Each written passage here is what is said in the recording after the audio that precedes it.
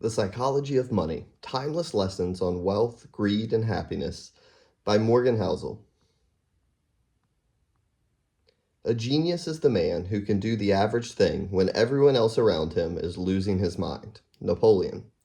The world is full of obvious things which nobody by any chance ever observes. Sherlock Holmes. Introduction, The Greatest Show on Earth.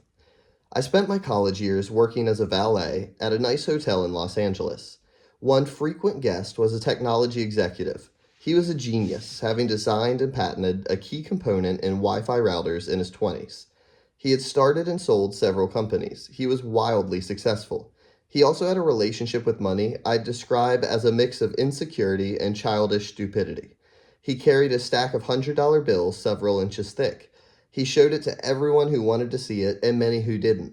He bragged openly and loudly about his wealth, often while drunk and always apropos of nothing. One day, he handed one of my colleagues several $1,000s of cash and said, "Go to the jewelry store down the street and get me a few thousand gold coins." An hour later, gold coins in hand, the tech executive and his buddies gathered around by a dock overlooking the Pacific Ocean. They then proceeded to throw the coins into the sea, skipping them like rocks, cackling as they argued whose went furthest, just for fun. Days later, he shattered a lamp in the hotel's restaurant. A manager told him it was a $500 lamp and he'd have to replace it. "You want $500? The executive asked incredulously, while pulling a brick of cash from his pocket and handing it to the manager.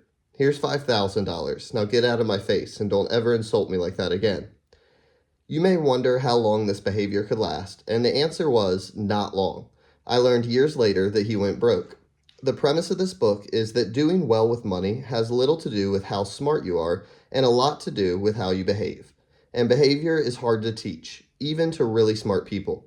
A genius who loses control of their emotions can be a financial disaster. The opposite is also true. Ordinary folks with no financial education can be wealthy if they have a handful of behavioral skills that have nothing to do with formal measures of intelligence. My favorite Wikipedia entry begins, "Ronald James Redd was an American philanthropist, investor, janitor, and gas station attendant." Ronald Redd was born in rural Vermont. He was the first person in his family to graduate high school, made all the more impressive by the fact that he hitchhiked to campus each day. For those who knew Ronald, there wasn't much else worth mentioning. His life was about as low-key as they come. Redd fixed cars at a gas station for 25 years and swept floors at JCPenney for 17 years. He bought a two-bedroom house for $12,000 at age 38 and lived there for the rest of his life. He was widowed at age 50 and never remarried. A friend recalled that his main hobby was chopping firewood. Redd died in 2014, age 92, which is when the humble rural janitor made international headlines. 2,813,503 Americans died in 2014. Fewer than 4,000 of them had a net worth of over $8 million when they passed away. Ronald Redd was one of them. In his will, the former janitor left $2 million to his stepkids and more than $6 million to his local hospital and library. Those who knew Redd were baffled. Where did he get all that money? It turned out there was no secret. There was no lottery win and no inheritance. Redd saved what little he could and invested it in blue-chip stocks. Then he waited, for decades on end, as tiny savings compounded into more than $8 million. That's it, from janitor to philanthropist. A few months before Ronald Redd died, another man named Richard was in the news. Richard Fiscone was everything Ronald Redd was not. A Harvard-educated Merrill Lynch executive with an MBA, Fiscone had such a successful career in finance that he retired in his 40s to become a philanthropist. Former Merrill CEO David Kamansky praised Fiscone's business savvy, leadership skills, sound judgment, and personal integrity. Crain's Business magazine once included him in a 40 under 40 list of successful business people. But then, like the gold-skipping tech executive, everything fell apart. In the mid-2000s, Fiscone borrowed heavily to expand an 18,000 square foot home in Greenwich, Connecticut that had 11 bathrooms, 2 elevators, 2 pools, 7 garages, and cost more than $90,000 a month to maintain. Then the 2008 financial crisis hit. The crisis hurt virtually everyone's finances. It apparently turned Fiscone's into dust. High debt and illiquid assets left him bankrupt. "I currently have no income," he allegedly told a bankruptcy judge in 2008. First, his Palm Beach house was foreclosed. In 2014, it was the Greenwich Mansion's turn. 5 months before Ronald Redd left his fortune to charity, Richard Fuscone's home, where guests called the thrill of dining and dancing atop a see-through covering on the home's indoor swimming pool, was sold in a foreclosure auction for 75% less than an insurance company figured it was worth. Ronald Redd was patient. Richard Fuscone was greedy. That's all it took to eclipse the massive education and experience gap between the two. The lesson here is not to be more like Ronald and less like Richard, though that's not bad advice. The fascinating thing about these stories is how unique they are to finance. In what other industry does someone with no college degree, no training, no background, no formal experience, and no connections massively outperform someone with the best education, the best training, and the best connections? I struggle to think of any. It is impossible to think of a story about Ronald Redd performing a heart transplant better than a Harvard-trained surgeon, or designing a skyscraper superior to the best-trained architects. There will never be a story of a janitor outperforming the world's top nuclear engineers. But these stories do happen in investing. The fact that Ronald Redd can coexist with Richard Fuscone has two explanations. One, financial outcomes are driven by luck, independent of intelligence and effort. That's true to some extent, and this book will discuss it in further detail. Or two, and I think more common, that financial success is not a hard science. It's a soft skill where how you behave is more important than what you know. I call this soft skill the psychology of money. The aim of this book is to use short stories to convince you that soft skills are more important than the technical side of money. I'll do this in a way that'll help everyone, from Redd to Fuscone and everyone in between, make better financial decisions. These soft skills are, I've come to realize, greatly underappreciated.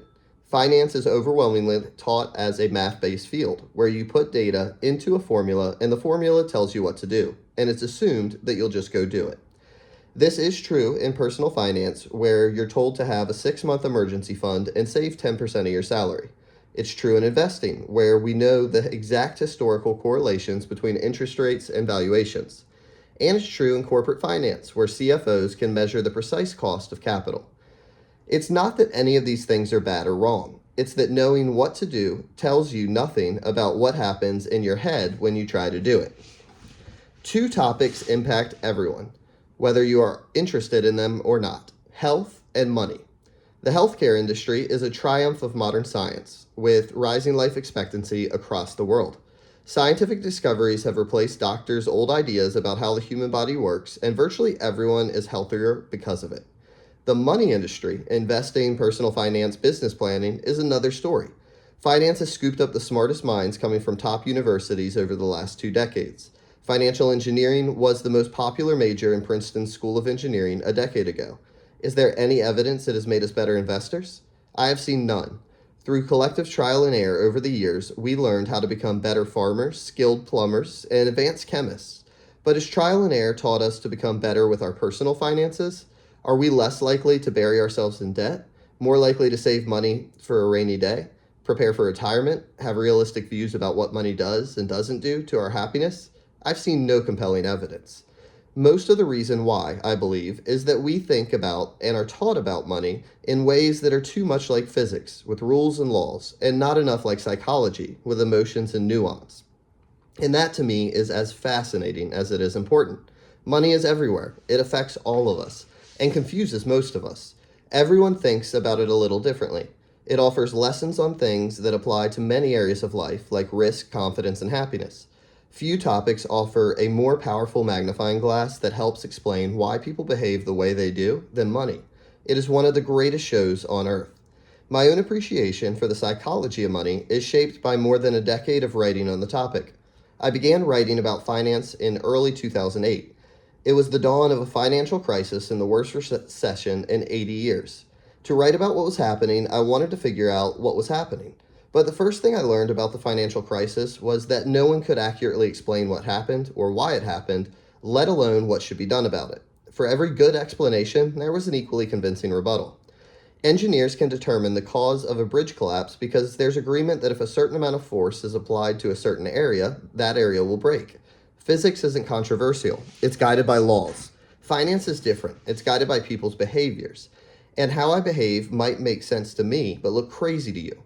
The more I studied and wrote about the financial crisis, the more I realized that you could understand it better through the lens of psychology and history, not finance. To grasp why people bury themselves in debt, you don't need to study interest rates. You need to study the history of greed, insecurity, and optimism. To get why investors sell out at the bottom of a bear market, you don't need to study the math of expected future returns. You need to think about the agony of looking at your family and wondering if your investments are imperiling their future. I love Voltaire's observation that history never repeats itself, man always does. It applies so well to how we behave with money. In 2018, I wrote a report outlining 20 of the most important flaws, biases, and causes of bad behavior I've seen affect people when dealing with money. It was called The Psychology of Money, and over 1 million people have read it. This book is a deeper dive into the topic. Some short passages from the report appear unaltered in this book. What you're holding is 20 chapters, each describing what I consider to be the most important and often counterintuitive features of the psychology of money. The chapters revolve around a common theme, but exist on their own and can be read independently. It's not a long book. You're welcome. Most readers don't finish the books they begin because most single topics don't require 300 pages of explanation. I'd rather make 20 short points you finish than one long one you give up on. On we go.